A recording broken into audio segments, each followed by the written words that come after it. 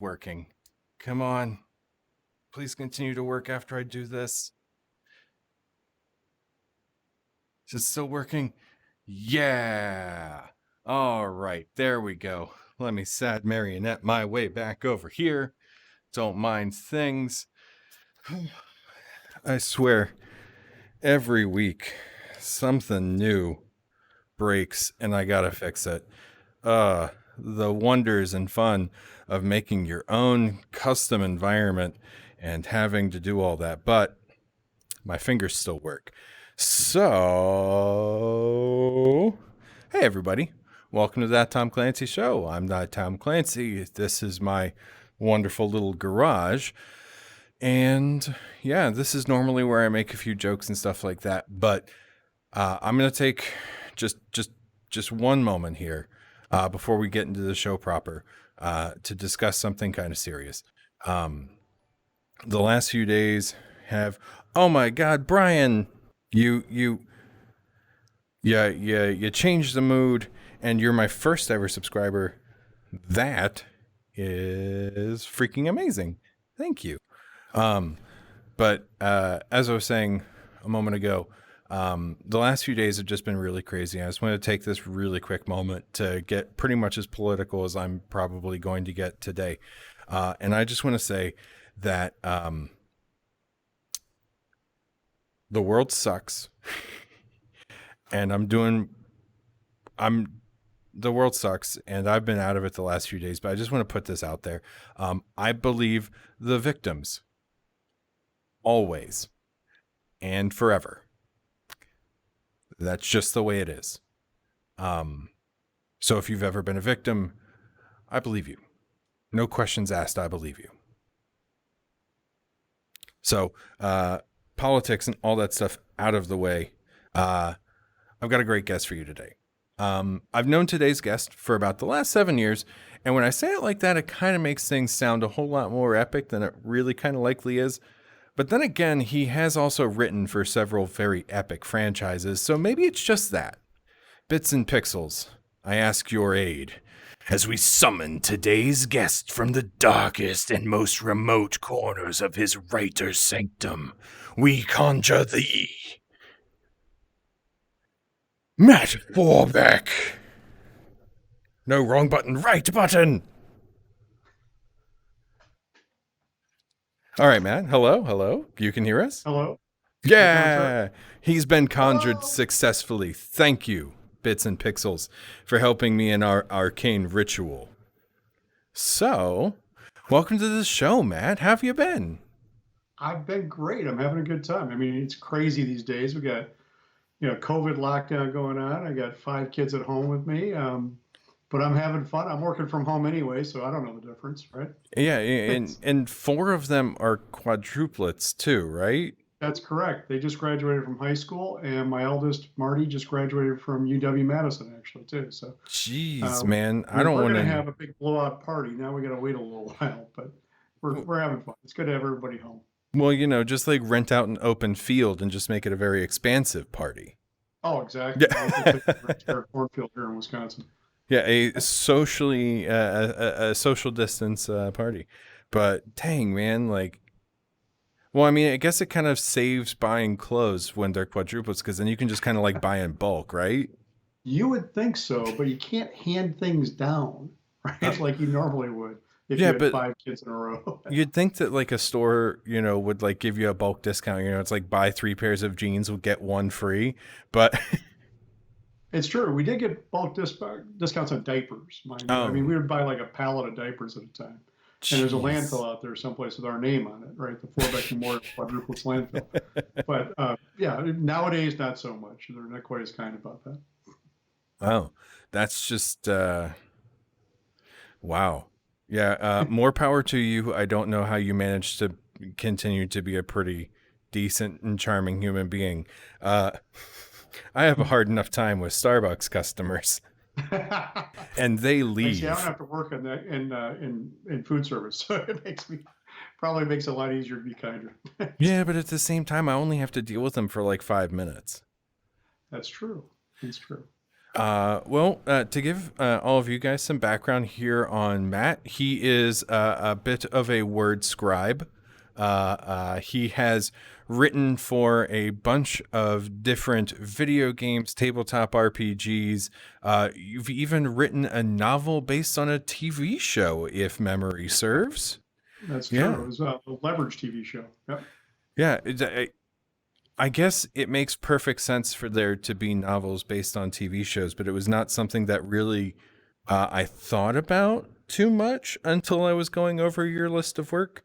So I, of course, know you because I have read some of Carpathia. I've read some of your Halo work. Uh, I'm absolutely positive I've come across some of your work in the tabletop space. And of course, one of the main reasons I have you here today, your Endless Quest series of books. Right. You got to write are they like, would you call it like a reboot or just like a reintroduction of Endless Quest? I would say it's a continuation, really. They're not a reboot in the sense, Endless Quest never had a really strong through line, right? Every book was its kind of its own individual thing. There wasn't like overarching plots that you followed from book to book. So in that sense, I guess it's a reboot in that sense. I mean, it's just every book is a reboot. It starts from page one.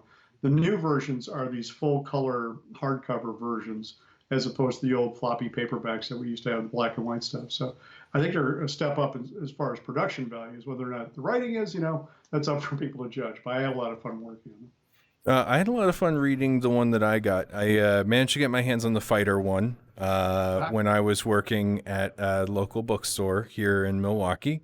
And I saw your name on it and I was like, wait, I know that guy.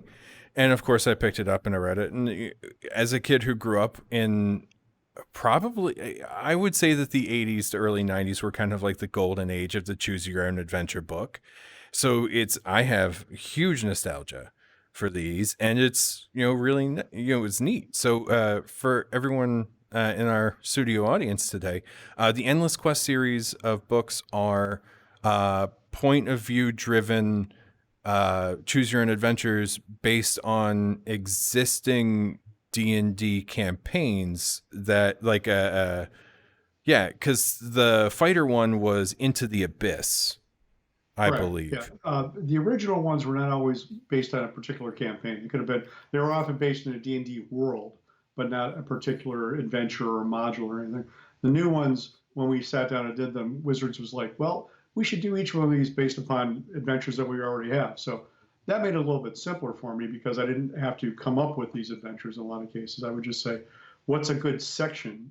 Because these books are much smaller than an entire campaign, right? I Yeah. would say, what's a good section to highlight for this? And how can I make that work as an interesting and intriguing story for people to play through? And so that was a lot of fun. I mean, I did a lot of flow charting and decision tree making and all that, and it worked out pretty well.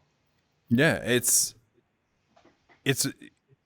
as somebody who's run part of that particular adventure, it's very interesting to see somebody else kind of like take it and just really run with it in a way that I didn't as a DM.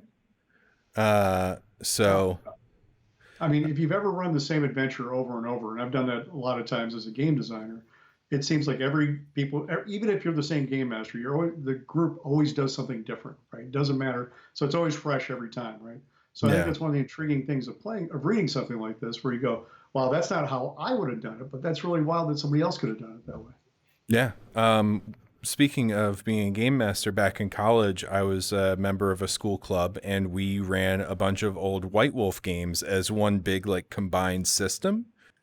And I was running with a group of players on kind of a bit of a side quest, and it was really fun because we had this big overarching plan on how it was all supposed to work, but because the players took it in a very different direction, we I had to, as you know, players very quickly and easily just go, this is your lovely beautiful plan, and just throw it away. And it's just like, well, crap, I didn't plan for this. And it's just like, well, I got a good grasp of the rules, I have a good idea of what's fun, let's try it.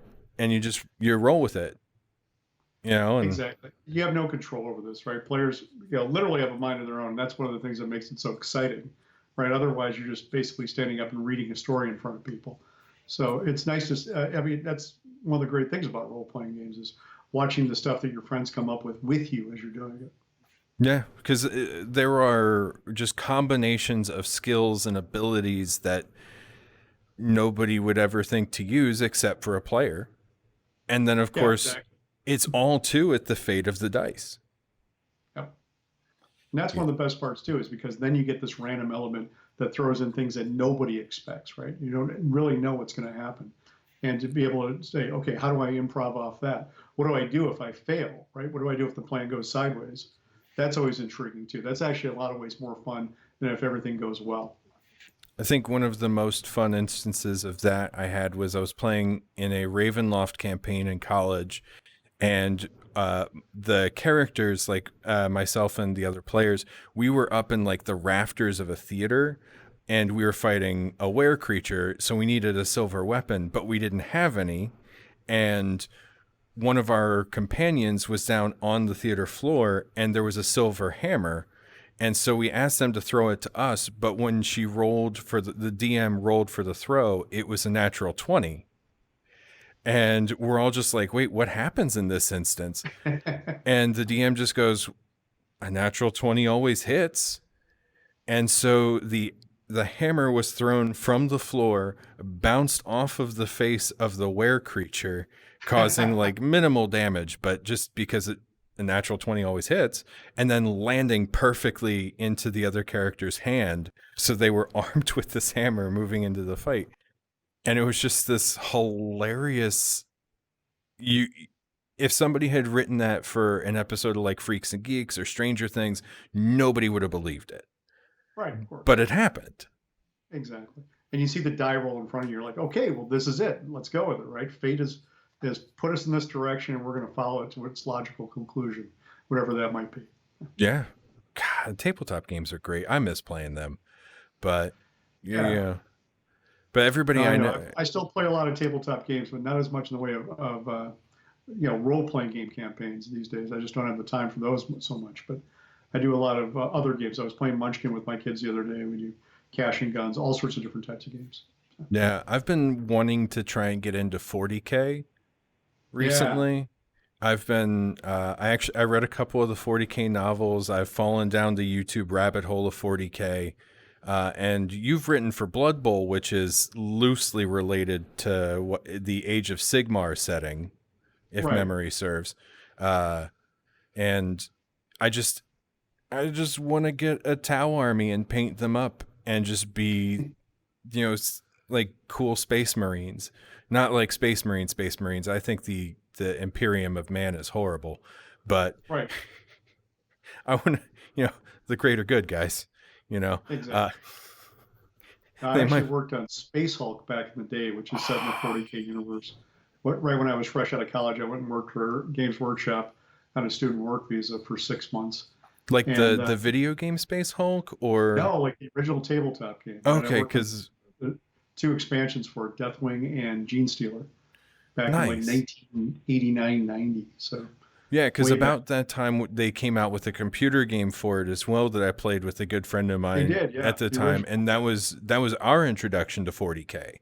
Yeah, Being I forget which Space Marines chapter we were, but marching through the hallways of this, uh, uh, just or unpowered spacecraft, and just when right. Gene Stealers would turn the corner, it was just like, oh god, you know.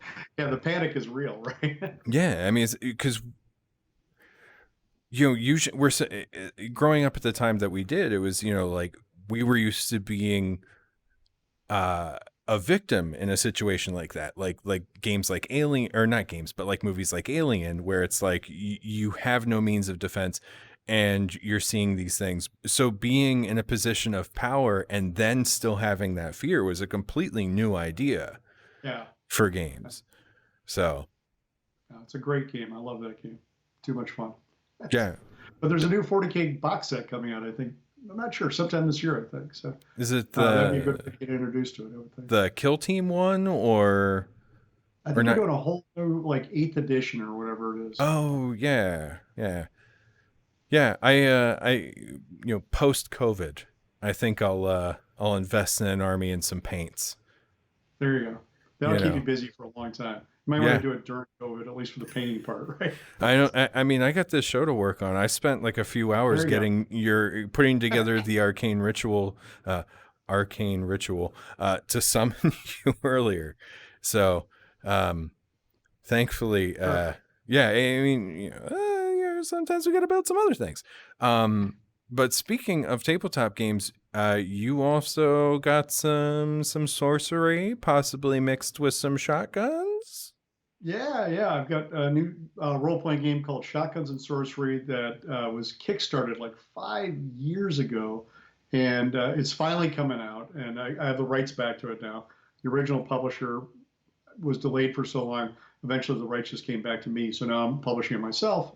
Probably going to be releasing it sometime in the next couple of weeks, to be honest. But I've got new PDF and print on demand, and I've got like 100 copies of the other version of it that I'm going to be selling. And then my son Marty, who's just graduated from college, he's actually been doing some work for it. And so we'll have a line of products that come out for it as well. So that should be a ton of fun. Wow, that's Yeah, pretty neat. yeah, it's Uh, cool stuff. Actually, it's all based on this series of novels and short stories I've been writing over the kind of the last 10 years, really, or 8 years, I guess.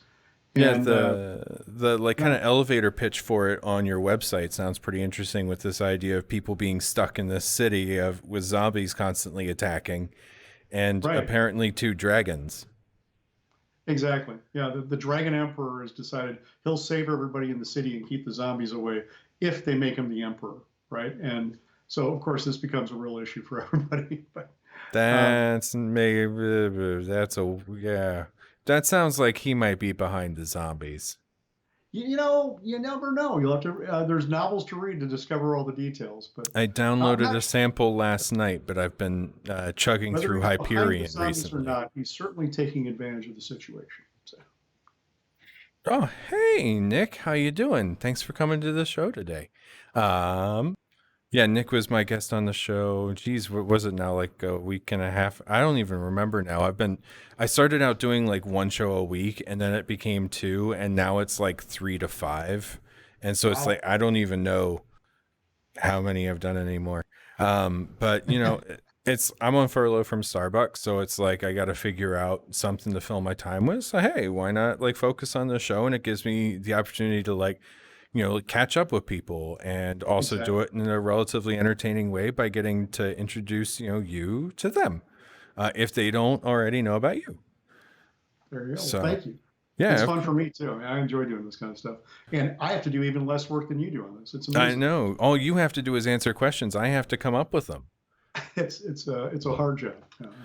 Oh man, it's terrible. I'm stuck here. I have to communicate through like simple hand gestures and uh yeah, all right. We have Mr. Wildstorm MSCCG. Game sounds like a Oh, there great we go. concept. I'm excited to see it.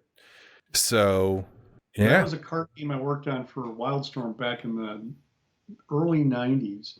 Wildstorm was Jim Lee's division of Image Comics, Yeah. and he hired me out to be a co-designer for the collectible card game back in the day. So Yeah. that's one of the fans of the card game. They're one of the biggest fans of the card game. These guys are actually still producing new cards for the game, believe it or not. Wow. Some what 25 years later, longer. So It's always very interesting when you see that because the old Decipher Star Wars CCG has a very right. devoted fan base like that. Um and I remember buying a whole bunch of cards and never being able to figure out how to play it, but you know, I mean, the early '90s was such a great time to be a nerd because I mean, you saw Magic: The Gathering really coming about. You had the White Wolf stuff coming. You had anybody and everybody was coming up with a card game. I mean, I remember playing the demo for the Aliens vs Predator one at Origins back in like '93. Yep. You No, know, it's been a ride. and geez, there've been so many different iterations on everything except for like Magic in its own weird way. you Right. know, Yeah. but great Magic still has the time. same rule set, same card backs even from the original. So it's still this long line of continuity. It's been an amazing game. Yeah, I got back into it for a brief period of time a couple years ago because they finally made dinosaurs their own official thing. And I don't know if you know this about me, but I'm a bit of a nerd. And when I saw dinosaurs, I had to get involved. So I I don't blame played, you. It sounds like too much fun. yeah, I played red green aggro dinosaurs, and it was just all about getting little dinosaurs out quickly so I could bring out the big ones and just walk all over people. Unfortunately, pirates were way too powerful. That's Um, one of the secrets of games like that. They always like kind of ramp it up just a little bit. The new faction's going to always beat the old faction. You got to keep buying cards. that's what I like about what Fantasy Flight is doing to an extent with like their Legend of the Five Ring sets, where everybody has access to the same cards. It's a matter of different Right. strategies, uh, Exactly. which is something because my godfather is Larry Bond, who made Harpoon. Right. Yeah. And when he used to, he kind of enabled me to get into things like Magic. And he would take me out to Origins every summer when I was a kid. And, we would always have this back and forth of, why can't people just have access to all the same cards? And it comes down to, things like luck and who is actually the better player as opposed to who has the deeper pockets. Right. Exactly. And as a kid, I, of course, had no good defense to that because I liked opening packs of cards because that's Well, that was fun. the basis of the entire business model. So I can't really blame you. Right. Yeah.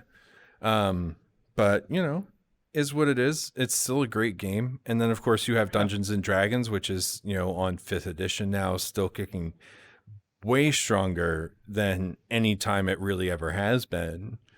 Yeah. I It's been mean, kind of stunning. The last 5 years for that game have been just an amazing run. thank you, Stranger Things. Exactly. And that wonderful D&D episode of Community as well. Didn't hurt. Yeah. God, I missed that show.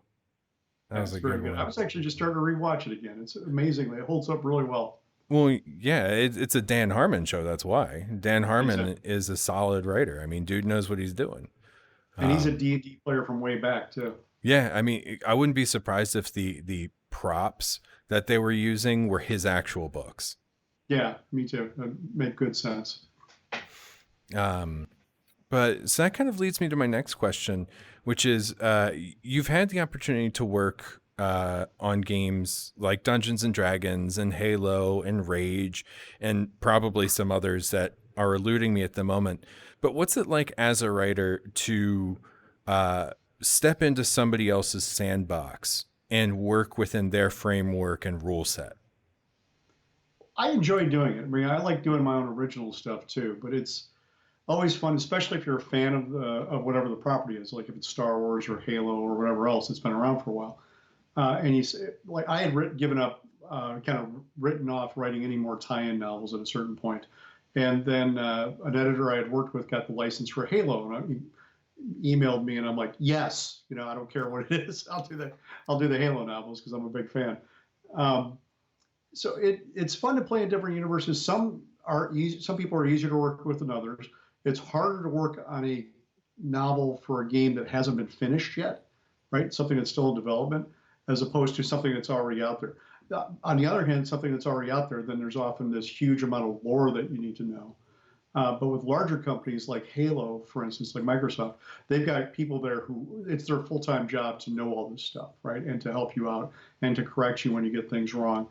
Same with Star Wars. I did a Rogue One novel for the junior novel for Rogue One, and they have an entire team of people whose only job is to make sure all the stories that they do across all the different media link up together and make sense together, at least on some level. Um, and I enjoy. If I didn't enjoy doing it, I wouldn't do it. Right? I mean, Yeah. it pays okay, but not fantastically well. And but it's a chance to be part of something bigger than yourself and to play in playgrounds that you respect and admire and enjoy. So there's nothing wrong with that. Man, I tell you, For instance, like, I have a new one coming out. I have a Minecraft Dungeons novel coming out, I guess in 2 weeks on July 7th. So, that's and I had a ball working on that one. So that was, obviously it was for a game that wasn't out at the time yeah, because the that's game nuts came because out I think, in it just April. came out like 2 weeks ago.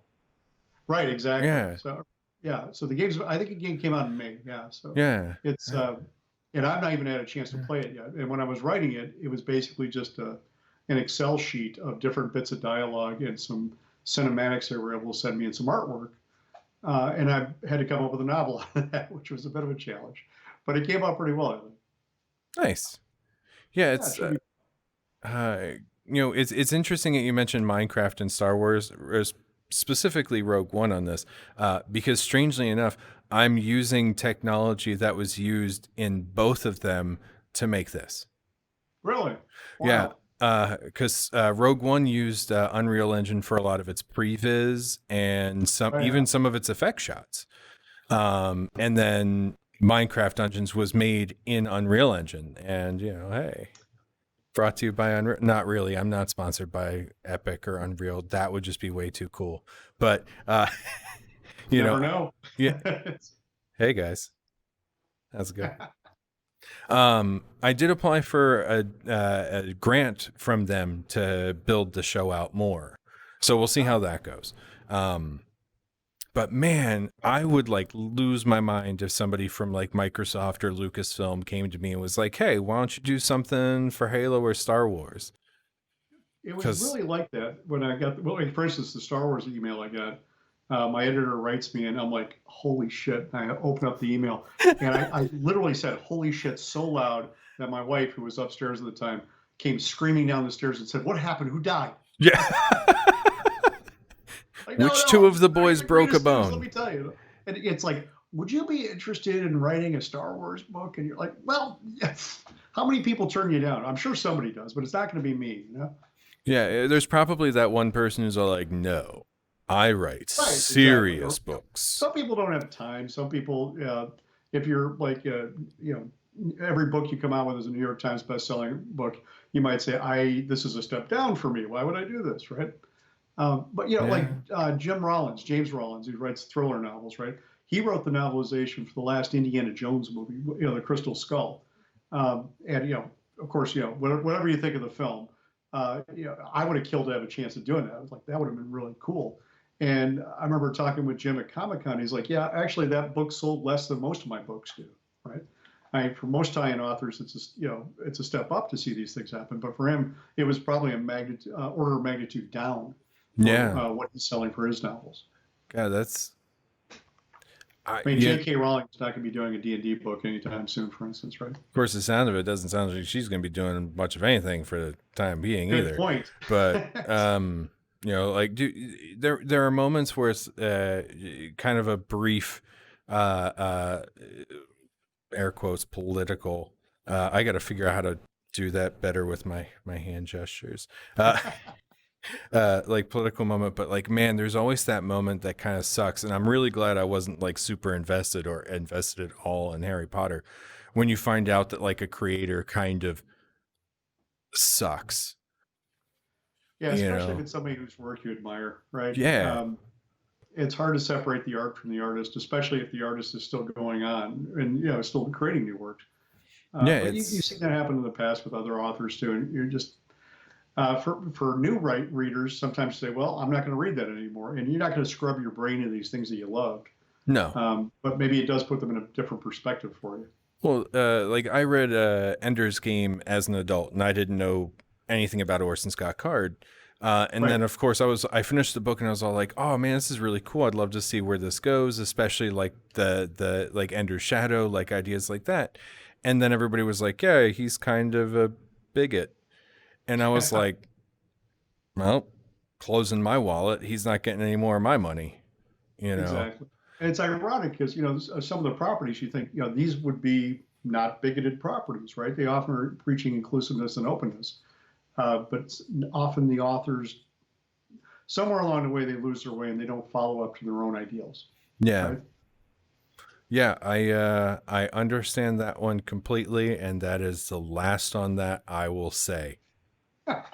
Um, but I was having a conversation like that about a similar thing with a good friend of mine a couple weeks ago, and he posed the question of uh, well, I forget specifically what the question was, but oh no, it was how do you rationalize still liking the work despite not liking the author? And the best response I could come up with it is that very clearly the work speaks to the audience of a person, of an author, of a creator of the work who might not exist in totality in the world, but at least a spark of that person lives in the creator. And Right. raw script writing, thank you for the follow. And that's kind of what I take from it, and that's how, because there are some authors that I've read who are interesting, and they, as you said, they do kind of portray this persona in their writing that is quite different from their actual one. But there's a spark inside of the Orson Scott Cards who do actually believe in inclusivity, who Right. believe in the personhood of people and things of that nature. And there's always that hope. That's very true. I mean, it's disappointing when you learn otherwise from these people, right? But Yeah. also, people change over the years, and sometimes if you're reading something from somebody when they were younger, you say, this is maybe who they were then, and maybe they're a different person now, right? And maybe Yeah. you would have liked the person they were then. Maybe you don't like the person they are now. Hopefully, they grow as opposed to getting worse. Some people devolve. Yeah. Well, that's one of the things I love about John Scalzi. Yeah, That dude's awesome. John's a good guy. And I love his books. Yeah, Whenever his books come out, I'm always like, oh, John Scalzi. And also the Dave Abraham and Ty Frank behind yep. James S.A. Corey. Like, dude, I could do an entire episode on just why I love The Expanse. You should. I It's good stuff. Look, you retweeted something of mine several weeks ago. It was when I was asking about remote QA positions, Right. and James S.A. Corey, that I think that's Ty's account. I think so. Daniel's got his own account where Yeah, he uses. he started following me, Oh, very cool. and sorry, audience, I'm gonna swear here. I fucking lost it. Cause like, That's cool. I mean, yeah, I lost it. And then a couple weeks ago, he saw one of my tweets as I was going live with the show. He's like, wait, you have a show? And I was like, yeah, I got the show. I do it live on Twitch. And I was just like, followed it up. And I was like, and I would absolutely die if anyone related to the show or the book showed up. So That's please cool. show up. Yeah, those guys were guests at Gen Con a couple of years ago, actually. It was really neat to see them, right?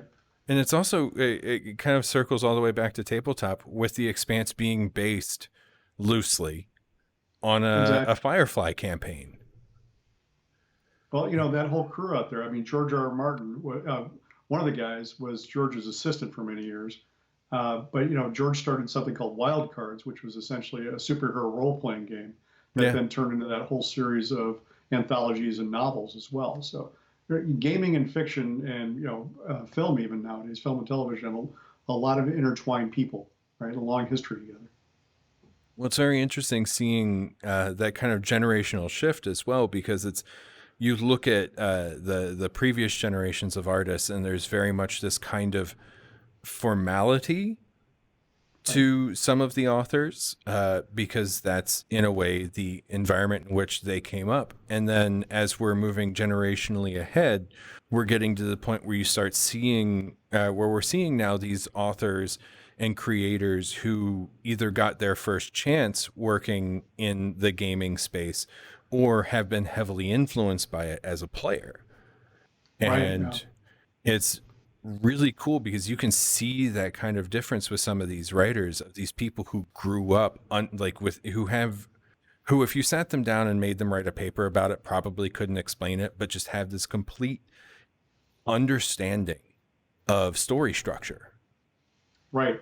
It's in I their remember watching bones. my son's shoulder one time, and he was like, he's in his early teens, and he's like going through tvtropes.org, right? Mm-hmm. Or .com, whatever it is. And I'm going, holy Christ, there's all this stuff out here for people to know that we just kind of had to guess at when I was starting out. And now you have all these different resources. You guys are going to be so much better educated than we were when I was starting out. And most writers nowadays, especially in fantasy and science fiction, it seems like the vast majority of them start out playing Dungeons and Dragons or some other tabletop games in the day, because it was such a great way to scratch that creative itch and to learn about storytelling and structure and characters and everything else. So that when they're now getting published, they're like, oh, and yes, I played D&D and I'm going to be on this stream here and I'm going to be coming to Gen Con and doing this. It's just amazingly different than it was 20 years ago. God, and for me, it was writing crappy Ultraman ripoffs. There you go. Exactly. I mean, hey, you got stories in your head. You got to get them out somehow. So, No, exactly. But and they probably just existed in a notebook then. Right? And nowadays, people put them up on fan fiction sites and let other people read them and get feedback and encourages them. It's kind of wild. God, yeah, that was before the internet was a thing. Oh man, we're getting old, Matt. Yeah, well, you do what you can. You can't fight it. Getting older is always better than the alternative. Yeah, Right? getting older is getting older is a constant, but growing up is optional. I think is akin to the saying. That seems fair. Yeah, let's see, another thing that I had going here. Just real quick, because Halo is just has this huge spot in my heart. So specifically working with Halo, like what's that experience like? Well, that was a lot of fun. I actually started out the first time I ever saw Halo. I had been interviewing with the guys at Bungie for working on, I think it was Myth or one of their other fantasy games, right? And they brought me in the office. I ended up getting the job and I ended up going to a guy named John Tynes, who's now in charge of Dungeons and Dragons and spent many years working for Xbox. But one of the things they did was bring me into another room and say, hey, look, we got this game we're working on. This is when they were still in Chicago before they had sold to Microsoft. And they're like, wow, it just blew me away, right? Just the stuff they were showing me even then. So the moment the game came out, I've been playing it ever since it came out. And it's the first-person shooter I introduce all my children to, right? Because it's for an FPS, it's fairly nonviolent. The blood is, glowing blue and purple and whatever else. And it's something that up until the last version, you could always play couch co-op with, right? Mm-hmm. So we just do split screen and we're with each other. And if the kid was getting a little weirded out, I'd haul back, say, okay, let's just not do this. The kid was excited about it. As long as they're not getting too excited, we're like, okay, this is a great game and they're enjoying it. And I could see how they were taking it, right? It was a great thing to do with them next to me. So for me, Halo has been a big part of my life ever since it came out. And so to be able to work on the novels was fantastic. I've mentioned before that my editor was Ed Schlesinger, who I'd worked on a Guild Wars novel with. He was emailing me to see if I was interested in writing it. But I was so excited about it that I was actually emailing him at the same time. And our emails literally crossed, right? And so he still cackles about it to this day that we were both so excited about it. But they got a really great team there. The people I work with are just fantastic. So they're very supportive. If I come up with an idea and they're like, well, that's not quite right, but let me explain to you why it's not quite right. And here's a number of solutions that would make it better. But if you've got a better idea, bounce it off us. And it's just a really rewarding and fruitful collaboration, right? Yeah. They even brought me out for, they did this Halo tour last summer, right? Where they had a Halo outpost that toured from city to city across America. Oh, they had that because they were at Navy Pier for that. They were in Chicago, and I missed that one because it was on the weekend of Gen Con. Yeah, otherwise, that was the one I was going to try and go to because they had that VR experience and everything. And like, I don't know if you know this, but I'm a bit of a VR enthusiast. So also, hi Sabby, hi Fictional Cat. If you're just joining us, this is my friend Matt Forbeck. Hello, folks. Got to take the station break or whatever, like, sure. Hi, you're watching That Tom Clancy Show. My guest today is author Matt Forbeck. My NPR voice right there. Or there you go. Very suave. Yeah, I try. I've been practicing. I have a great face for radio. But those guys brought me out to the LA one, and so I got to go out to Anaheim actually and do the convention. And we had people lined up for autographs. It was a lot of fun. And one of the best bits is that one of the other authors for Halo now is my friend Troy Denning, who actually kind of mentored me into doing game design and then into doing novels, because he was with TSR when I was growing up here in southern Wisconsin. And so I've known Troy now since I was like 15 years old. And it was just great to be able to hang out with him and catch up. and to be able to work in the same world together like that. Just an amazing group of people that are, and the Halo fans tend to be really fantastic too. I've never had a bad experience with anyone. Nice. Yeah, I've actually applied to work at Bungie at least a half dozen times. I never even got a "you didn't get the job" email, but you know, Oh, I'm it is sorry. what it is. But I did get to meet Joe Staten once. Ah, cool. I've Um, never met Joe, although I think we follow each other on Twitter and such, and yeah, maybe we're he's Facebook friends. I forget. So, uh, he's the person who's responsible for me wanting to get into games originally, because when Halo 3 was coming out, they were doing their Bungie podcast every week, and I was, especially at that time, like a huge Halo fan. So I'm just ravenously devouring every bit of information I can get about it. And when he came in and he was like, "Oh, I'm a writer," and like that's the thing, and I'm like, "What's he just writes?" you You can know, just do that for you can games, right? just Yeah, that do was a that. new thing. Yeah, because like especially at the time, it's like I knew absolutely nothing about game development. I literally thought people programmed in ones and zeros. Uh, yeah, I mean, look, man, I'm not happy to admit it. It's just we're all ignorant about something, and then we're not. Oh, sure. You Yeah, that's know, what you get to learn, right? That's the coolest thing. yeah. And a little over a year after I found him on the Bungie podcast, I had my first job in games working QA at Midway in Chicago. Ah, cool. That was a So good crew. I mean, it was a crew. I No, they were didn't all have to right. work, so I'll trust your word for it. I enjoyed working in that QA room. That the QA team back when I was there, they were a great group of people. Um, That's cool. but I got to meet him at E3 in 2013, because that was the year that Destiny was first being shown off. And then, of course, Right. Division had just been announced. And I was in with the people who were working on the Division. And I met one of the guys who was writing for Destiny. And we like organized this little swap of who was going to, like, I got some of their guys in to see to see Division, so he could get me in to see Destiny. And Sure. I got one of the demos that Joe was doing, and then afterwards I walked up to Joe and I was like, "Yo, I just want to say, thank you," and blah blah blah blah blah blah blah. We had this nice little conversation for like 5-10 minutes because it shows like that. That's all you get, Of course. But it was this excellent moment. So yeah, that's Yeah. awesome.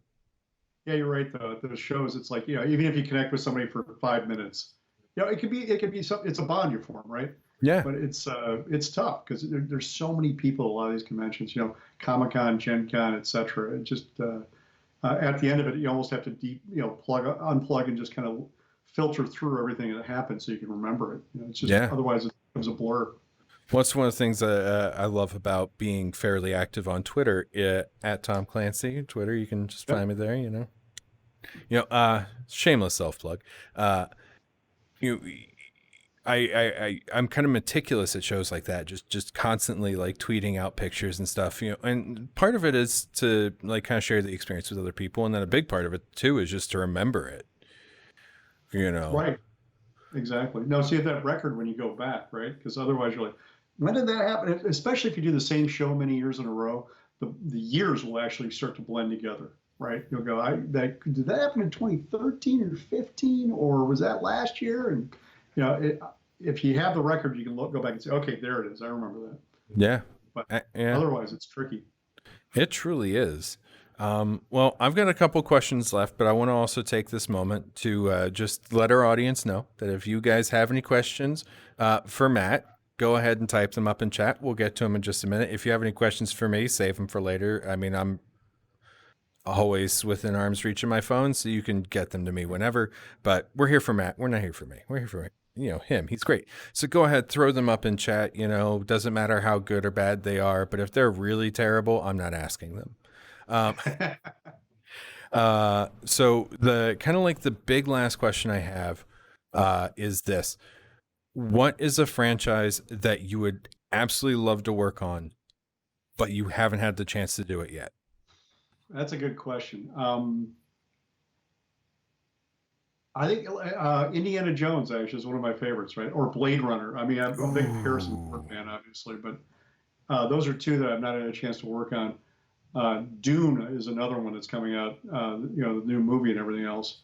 I don't think I've ever done anything officially on that, but a lot of the things I wanted to do when I was a kid, I've kind of managed to cross off the list over the years. So I've worked on stuff with Marvel and DC and Batman and Star Wars and lots of other fun stuff. So it's it seems greedy to ask for more, but I'm always willing to talk to people if they have ideas for me. I'd be happy to join in. Yeah, I can fully understand that. I will say when I was working at the bookstore, it was always kind of a fun treat for me when I'd pick up like something you had worked on and be like, oh, this is Matt's. And I'd, of course, Yeah, send a picture of it to you and be like, hey, look what I'm putting away. I love that stuff, man. Anytime I see my stuff out in the wild, it tickles me, right? You're like, wow, it's just because you write these books and then it's like, 6 months or a year later, the book comes out and you just hope somebody actually picks it up and reads it at some point. But you Yeah. don't know, you're not there looking over people's shoulders. So you get sales numbers eventually if you're lucky. And then you go, wow, okay, somebody hopefully read that. At least we sold some, right? Yeah. So it's always neat to see those kind of photos and when other people are sharing that excitement with you. Oh, yeah. I'm going to take this moment to look over a chat and with an accusatory finger go, read a book. In fact, read more than one. Because I don't know how many you read, but I tend to read somewhere between 10 to 25 books a year. That's a good. Yeah, you know. I don't count mine usually, but I try to keep at least one on the queue at all times, if not two or three. So Well, I have Goodreads tied into my Kindle, so that just kind of ah, tracks all of my e-reading, and then otherwise, I just yeah, my wife is on my Goodreads account, my Amazon, because it's linked with Amazon too. yeah. So there's a lot of stuff that just shows up there. I'm like, I didn't. Oh yeah, that was Ann. Okay. I did just read. I finished the new Max Brooks book, Devolution. Ah, Uh, cool. oh man, that was so good. I was It's a good read. talking, yeah, because if you have, I assume you've read World War Z. Yep. Yeah, it's very much like that, but more focused. Okay, cool. And So that was his first. That was his big breakout, at least. Yeah. yeah, it was that or the Zombie Survival Guide, or the two of them I in think it was the tandem. Zombie Survival Guide, and then World War Z came after. I think you're right. Yeah. But of course, the moment I bought it, I of course took a picture of it and I sent it to our friend Rich Dansky. There you go. Rich Dansky is a writer for Ubisoft, and if you don't know, he's also a bit of a Sasquatch guru. More than a little. Yeah, more like kind of like yeah. And so I was just like I was like, hey, I got this today. I'm gonna let you know how it is. I read it in less than a day. That's great. Like That's a good recommendation right there. it really is. I mean, yeah, it's the first time I've done that with a book since I read H.G. Wells's War of the Worlds in a single sitting after the Tom Cruise movie came out because I did not believe that the original book could have been that bad. And sure enough, it was not. The original book was quite good. Yes. Um, but yeah, I mean, reading is just such a great pastime. It It's is. I mean, I love doing all sorts of games and stuff too. But at the end of the day, especially if you want to unplug and just do your own thing, sitting down with a good book is fantastic. and especially like I find from personal experience as a reader, the hardest things have got to be comedy and horror, because so much of both of them is based on timing. Yep. And in a TV show, and to some extent a game, you can control that timing. But I'll tell you, games are even harder. I yeah, worked on the Harvey Birdman Attorney at Law video game, and because the player can wander around. Getting timing on a joke in a game is just it's possible, but it's very tricky, and you have to yeah, plan it out properly. but yeah. Well, I was yeah. Wow, Harvey Birdman. I love that cartoon. That was great. Such a great cast. Dude, Adult I remember I was Swim. writing stuff, and I'm like, Lewis Black's gonna be reading this for the game. I'm like, this is too cool. Well, I mean, God, and Steve Carell, and or Yep. not? Yeah, it was no, it wasn't Steve Carell. Stephen Colbert, Yeah, Colbert was the boss. the Lost in the Place, exactly. Such a great Um, cast. yeah, it really Adult Swim back then was just the first like 2 years of Adult Swim are probably two of the best years of animated adult television ever. Yeah, I Um, mean, they were just throwing everything they could at it, but everybody was involved, right? yeah, Just amazing. on not even a shoestring budget. Like I've watched a couple videos on like the making of original Adult Swim stuff, and they were literally just like, what is the cheapest original thing we could make? Right, exactly. You know. And I'm not gonna lie, a good portion of this show is inspired by things like Space Ghost Coast to Coast. I was just thinking that. That makes good Um, sense. yeah, Hey, you could do a lot worse for inspiration.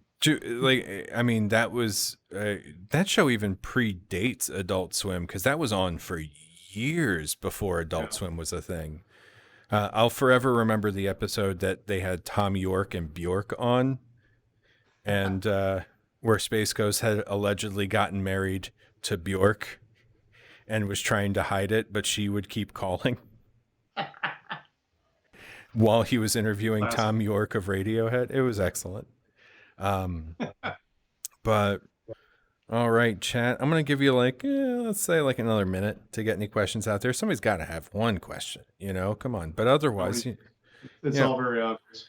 We're, Well, we're, we're just open books already. So, yeah, yes. Well, we've got another one of our people in chat, Miss Ashley Versus. She is a writer. She wrote a short film that I absolutely loved, and I'm also trying to get her on the show sometime. Cool. Um, and she also is a video game streamer. You guys should definitely follow her. She plays a bunch of silly games. I specifically enjoyed watching her get scared at Silent Hill. And then, uh, Sabby. She's was a guest of mine from just God, has it been a week? I think it's been a week. She's my first actual virtual guest. Oh, wow. And she asked, "Do you still use thought bubbles to begin writing?" I'm not sure what a thought bubble is other than from a comic book, Hmm. Yeah, I don't. right? Yeah, yeah. I don't know. I don't know. Sabby, clarification, please. Also, Kramasner, hi. Thanks for coming. And Ashley, how do you inject yourself into a new project when it's based on something that already exists? That's a good question. What I often do, because it depends if I'm a big fan of it or not, right? Or sometimes they're being asked to work on things that don't exist yet, so obviously I can't be a fan of them. But I think the number one thing you do is you immerse yourself in the property, whatever it happens to be, and learn how to love it, right? And it might not be a property that's for you. For instance, I worked on a collectible card game for a game called Monster Rancher, which was kind of a Pokemon knockoff, but it was they had 26 episodes of a cartoon. They did a PlayStation game. This is all back in the early 90s, I believe. And this company Playmates Toys asked me to do this collectible card game based on it. And I'm like, I don't know anything about Monster Rancher. My kids were very very young at the time. Um, Actually, I think it was late 90s, and my son Marty had just been born. And I'm like, well, so what do I do? So they sent me 26 episodes on VHS tape, and I sat down and watched them all. And by the time I had finished watching, I'm like, oh, I get this. Okay, I understand why the characters are like this, and what the main premise of the story is, why people like this. If you can get inside your ideal viewer or fan's head and understand why people adore this, then I think you're one step closer to writing something that will resonate with them when you're creating your own thing, right? And that's always, I think, the trick. Because otherwise, if you're just mouthing the word, so to speak, and trying to pretend like you care about something, I think it comes through, right? You have to actually literally find a way to care about it. And it might not be the same thing that the basic fans care about, but you have to find a way to put your heart into that property and into the products that you're working on for actually resonate with the fan base. But at the end of the day, Nice. That was a great answer. Also, I remember the crap out of Monster Rancher, as does Chromasnare. I remember I never got to play the game, which is unfortunate because the game sounded cool as hell. Because the Pokemon thing about it was that you would put other discs into your PlayStation, and it right? would read some of the code on there, and then each disc would give you a different monster. Exactly. Yeah. That was wild. It was, yeah, just take any disc from your collection and pop it in, and it would randomly, well, not randomly, it would figure out a code that it had from algorithm Yeah, and come up with a new monster for you. that's just nuts, man. Like um yeah. Yeah, it's Oh, good fun. Sappy says she meant brainstorming bubbles. Oh, brainstorm. Yeah, a bubble in the middle, then you branch off with more thoughts. Right, like mind mapping, right? Okay. Yeah. Yeah, I don't do that. I know some people who do. Uh, Most of the time when I'm coming up with stuff, I just sit down and try to think about what would be the coolest thing, or what are the characters that matter the most to me, or whatever else. I don't usually come up with a list of anything. A lot of times I'm working on several projects at once, right? So what I'll do is I'll be doing research on one project while I'm actually writing another project. So if I'm thinking about that, I have it all in the back of my brain. So if I'm working on a project, if I'm doing Monster Rancher, for instance, I'll be watching the videos for it while I'm writing something else. And by the time I get to actually sitting down and coming up with ideas, um, it turns out my brain has been doing a lot of the work for me. My subconscious has been doing the work. For instance, when I was doing the Halo novels, the guys at Microsoft said at 343 would say, "Hey, we have here's 3 free ideas for you. We'd like to see another couple from you, and come up with whatever you like and pitch us to us." And for me, I just looked and said, "Well, it doesn't look like anybody's done anything with ODST, and I freaking love Halo 3 ODST, so I want to write more of that." Right? And that was easy enough for me. And I just and they're like, "Oh shit, you're right. Nobody's doing that. You can have that. Go."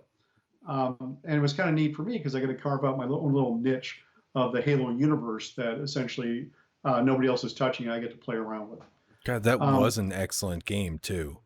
oh, I loved it. I mean, it's just moody. It was very different from the other games, but still highlighted them. And to me, like Master Chief is always kind of like Superman, right? He's got all the powers, could do anything. But my favorite characters tend to be more of the Batman, Spider-Man level, where they're street level. They can still get their asses kicked, and it's more of a challenge for them. So it fits just perfectly with that. Yeah, the Um, the Master Chief is a great character, don't get me wrong, but he's a oh great yeah, character in the sense that like Dutch from Predator is a great character. I exactly. mean, he's fun to watch and he's easy to identify with because he has these such a purity of character that yeah, exact. I mean, it's just he's an ideal. Right. In a lot of ways, he's the one that you're like, God, I wish we could all be like that, right? Just that tough, strong, determined, skillful, whatever else. But I also like to have the Nathan Fillion type of character from ODST, where he's doing as best he can with his limited human abilities, and he's screwing things up constantly too. That said, But he's still trying to do the best he can off that. I am really sad that he's a Spartan now. Yeah, but exactly. My novel was really about how he became a Spartan, right? So that I get to really dive into that and figure out what kind of mentality, because this is a guy who wouldn't want to be a Spartan. Suddenly, he's like, "Wait a minute, you want me to move up to the big leagues? Those are the guys I've been given a hard time to my entire career. Now you want me to be one of them? How do I wrap my head around that?" So that was basically the basis for the novel. So to get back to the original question, I don't really do a whole lot of mind mapping like that or brainstorming. Yeah, if you're having a hard time coming up with ideas, I think it's a perfectly valid way to attack things. But like a lot of writers and a lot of game designers, whatever, I don't have a problem coming up with new ideas. Coming up with good ideas is sometimes the problem, but it's really figuring out how to execute the ideas that you have, and that I think is where you separate out the professionals from people who are just kind of dabbling and taking a shot at it. People who could actually put your butt in the chair and execute on one of those ideas and make it actually come real. That's actually why people hire me, is because I've proven that I can do that kind of thing. And if you're aspiring to do that kind of thing, you really need to do the same thing, which is just figure out how to go from that brilliant, beautiful idea and then turn it into an actual thing. Because man, nothing when you actually put it on the page is as brilliant and as simple and as shiny as that original idea you have. It just you're like, it's going to be great, and then you start typing and like, no, oh geez, it's just not working. And how do I make this happen, right? And it's gory and nasty and tough and hopefully gorgeous at the end of the day. But getting there is a lot of blood and sweat. So Awesome. I enjoy that process. Fortunately, if I didn't enjoy it, I think I would have given up a long time ago. Fair. All right. Well, chat, thank you very much for your questions, which of course means that it is now time. Hey, Gotta throw a shout out to the Fast Break collectible card game while you're here. here we Okay. go. That was a game I designed for Wildstorm too. Holy shit. Wow. Yeah. Okay. Wow. Man, just bringing up those old deep cuts, man. That's a throwback, man. I like I the used cut to of your demo that jib. game at Comic Con with Jim Lee back in the day, back in the mid '90s. That was Wow. crazy fun. Yeah, Wildstorm, I don't know who you are, but I like the cut of your jib, man. Well played. Well played. All right. So, for those of you who are just joining us for the first time, these are the 5 questions. Now, Uh-oh. the point of the 5 questions is for us to get to know our guest a little bit better. I mean, we've gotten to know him pretty well from everything that he's been telling us based on work and his quadruplets and all that stuff. But these are 5 questions that have absolutely nothing to do with anything we've talked about for the most part. So, question number 1. What is it with Wisconsin and fish fry? Actually, I know this one. Okay, cool, because I It's a don't. Catholic tradition, Yeah, right? but it's not a Catholic state. No, it is a Catholic state. I grew up Irish Catholic. I went to Catholic grade school and high school here in Wisconsin. And it starts out with all these Catholics around the state holding Friday evening fish fries, right? It starts out in Lent and Advent, during which Catholics are supposed to be giving up something, especially for Advent, or for Lent, I mean. And you're not supposed to eat meat on Fridays, right? But Right. apparently the Pope doesn't consider fish to be meat. So you're allowed to have fish fries. So when I was a kid, actually, I would have to go out and help set up the tables for the fish fry in the gym of our church and our school for people to be able to come by and eat that. And then some months I'd have to bring out the plates and help people serve and clear the tables and all that kind of stuff. It became something that Wisconsin supper clubs, which is another tradition we have here, kind of adopted themselves. And eventually people just said, screw it, why are we only doing this, 4 or 8 weeks out of the year? We should be doing this every week. So now anytime you're in Wisconsin, you can find on Friday evening a fish fry someplace, right? It's a But it great just grew tradition. out of that Catholic tradition, essentially. For people who are wondering, fish fry is fish and chips.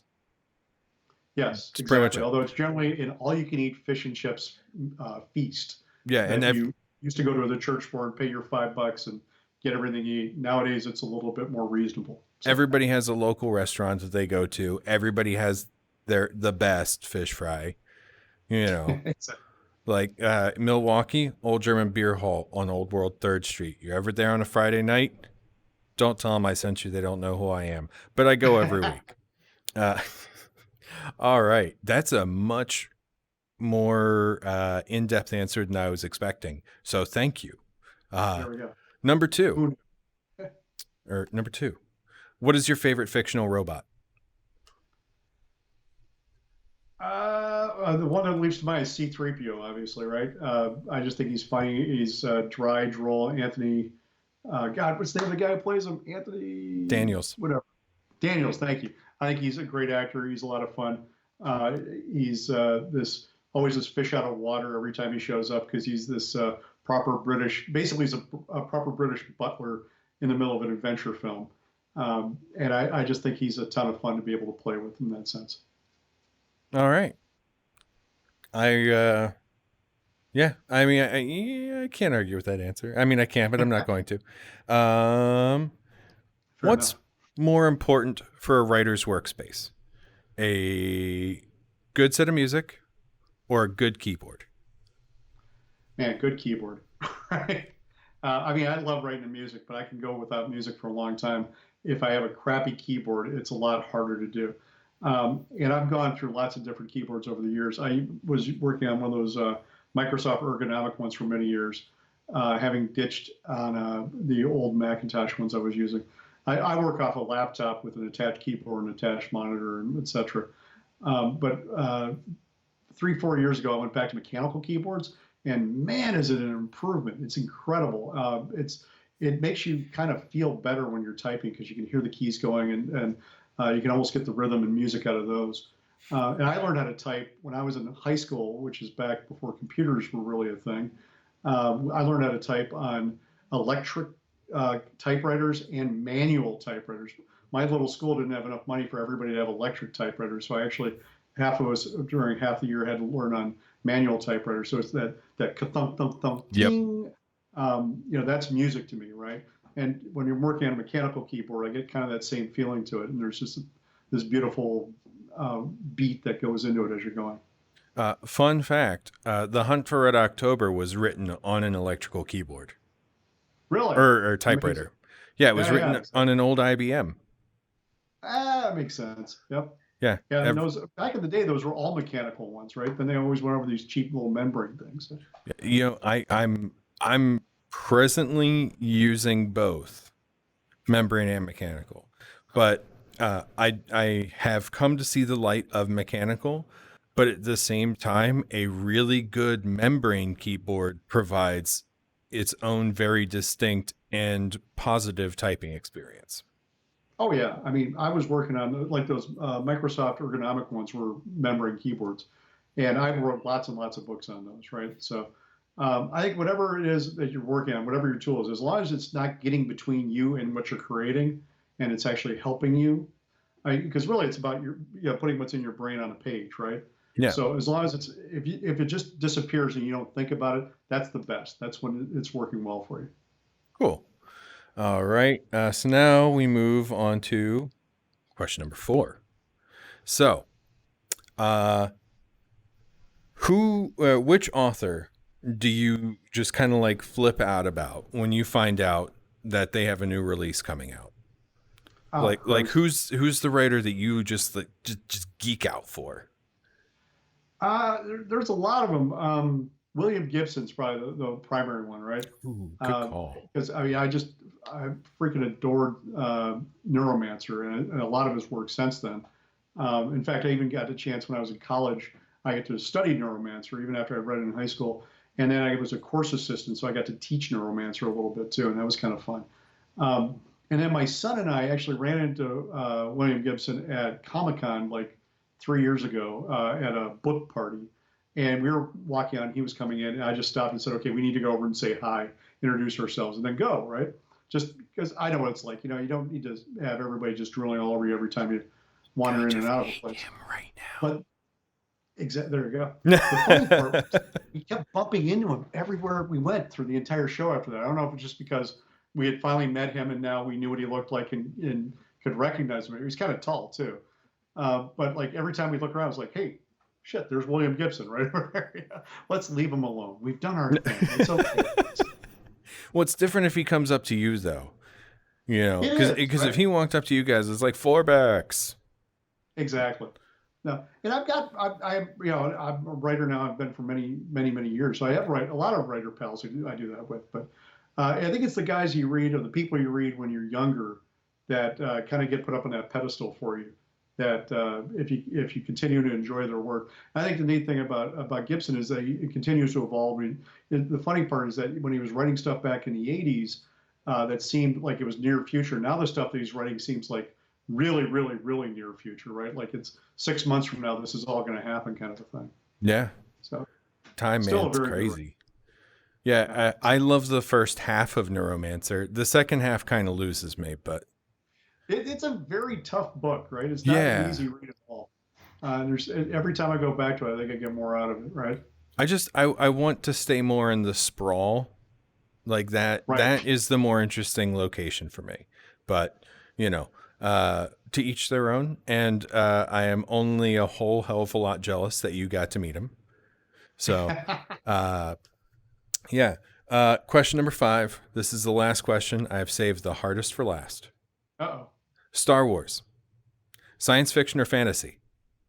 Science fantasy. Damn it.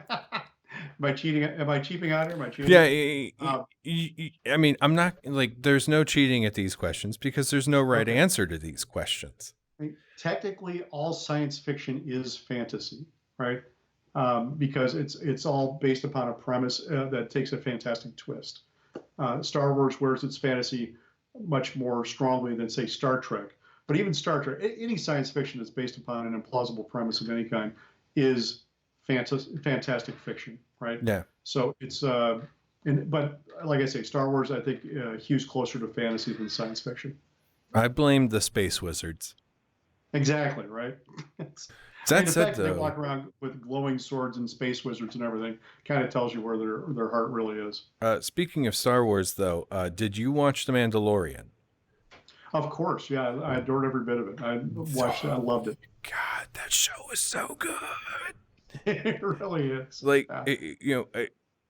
I think the interesting thing about Star Wars too is it's all a matter, like everybody kind of pulls something different from it, right? The kids who grow up who want to be Luke, the ones who want to be Han, the ones who want to be Leia, the ones who want to be the Emperor. It's there's something there for everybody. Right. But and like don't get me wrong, like Jedi's are cool, smugglers are cool, badass princesses who save the day are cooler. Uh, but at the end of the day, the like I fall into more the Wedge Antilles and like the Poe Dameron camp. Right. Yeah. Yeah. Like Stackpole's Rogue Squadron series. Exactly. Like, damn, dude, that's the stuff I want to see. You know, Yeah, exactly. I love like Mike's stuff. Mike was another one of the guys who mentored me into game design and into writing, right? Very um, much like Troy, he moved from doing uh, pure game design, role playing game design, into writing novels, mostly for Star Wars, and then moving on to other stuff. yeah, Mike was the first author that I met who I wasn't related to through blood or like extended religious family thing. I That's met him hilarious. at the first ever Origins I went to, and he just gave me a copy of Rogue Squadron and signed it. And dude, I shit you not, that book is still sitting on my shelf, which is in that relative direction. That's too cool. Yeah, that Yeah, book he's a is great guy. almost 30 years old at this point. You know, So, yeah. If he ever comes through Milwaukee on a convention, I'm not even going to ask him to sign him a book. I'm just going to hand that to him and be like, I've had this book for 30 years. Thank you. that'd be So, fantastic. yeah. Well, you have made it through the 5 questions swimmingly. Well done. I know they were really hard. Sometimes people get points. Most often, people just get weird looks from me, depending on the answers. And then chat has been wonderful. So before we go, and before I start saying my thank yous and stuff, Matt, where can people find you on the ever useful internets?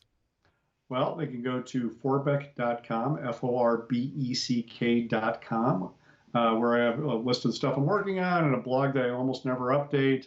And they can also find me on Twitter at mforbeck, Forbeck. And you can also find me on Facebook as well under Forbeck. Awesome. And I'm on Instagram and everything else Oh in the wow. world. Just got to name to Google and go. Well, for everybody who's going to be watching this later on YouTube, of course, everything's going to be down below in the description box. We're going to have all those wonderful links and all that. But other than that, Matt, you have been an excellent guest. It is, of course, always so wonderful to see you. Same here, man. Thank you for having me on. I Yeah, appreciate it. of course. It's like, because I mean, since I moved up to Wisconsin, we just been trying to get together and stuff, and finally it happened in my garage. So, but as Once always, the pandemic's over, we'll have to do it in real life. oh hell yeah, man, fish fry, dude. I'm not kidding. That, Old German Beer Hall is their fish fry is excellent. that's awesome.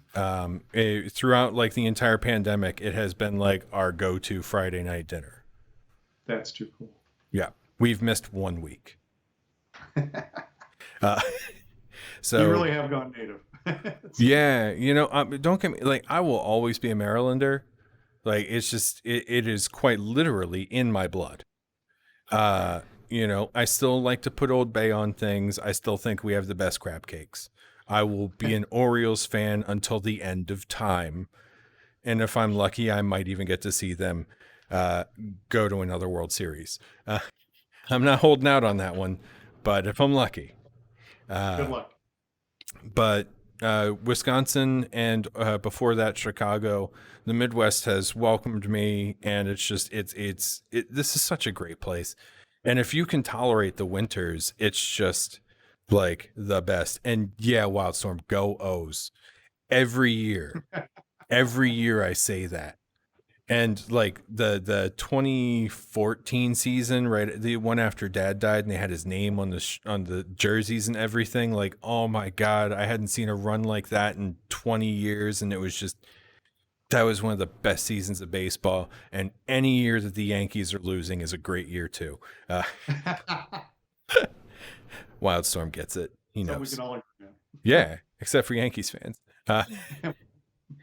But again, thank you very much for being on the show. I look forward to, well, whatever it is you're working on next, as I'm sure that you've got something secret in the wings that you can't tell us about. All the time. I was trying to catch him, guys. So, 2014 wasn't, yeah, dude, those Royals, like, I mean, they were crushing it. But man, I was happy to see another team wearing black and orange take them down, though. That was a great World Series. Suck it, Kansas City. No, Kansas City's okay. I think I've only ever been to the hotel across the street from the stadiums. Oh man, but Matt, it has of course been wonderful.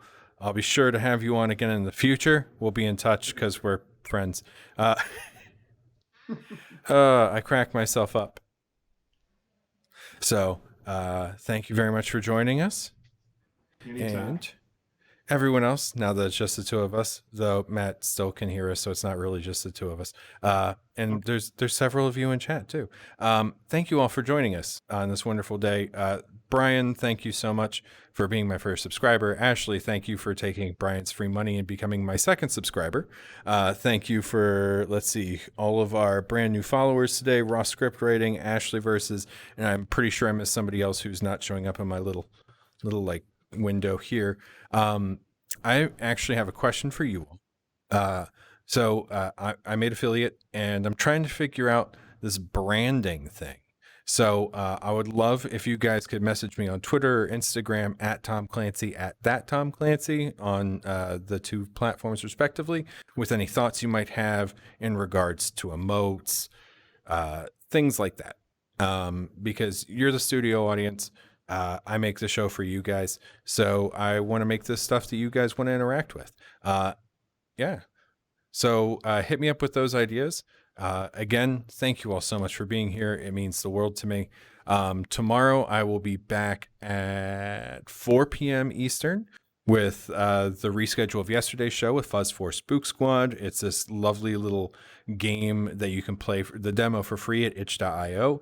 And then on Friday, I will have the actor Steve Byers at 5 p.m. Eastern time. And oh my God, he was in a Yui Bowl movie, and I can't wait to ask him for every crazy detail, because who does that to themselves? But until then, everybody, thank you so much for being here. It is always so wonderful to see you. YouTube audience, thank you for sitting through this whole thing. But hey, come watch us live on Twitch sometimes. It's even better. Then you get to ask me silly questions. So everybody, have a wonderful day, and I will see you all next time on That Tom Clancy Show.